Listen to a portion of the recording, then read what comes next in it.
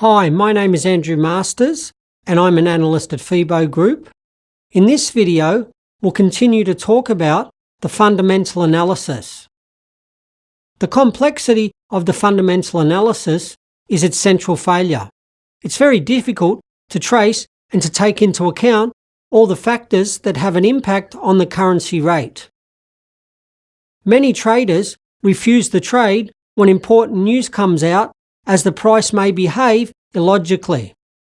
The others, on the contrary, enter the market with a view to scoop up a large profit.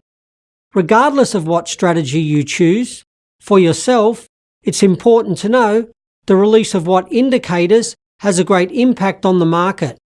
Thus, the trader should follow at least the publication of the following economic indicators: non-farm payrolls, unemployment rate, key interest rate, publication of minutes meeting after the change of the key interest rate, statements of the managers of central banks, balance of trade, real estate market news, change of the volume of the durable goods order.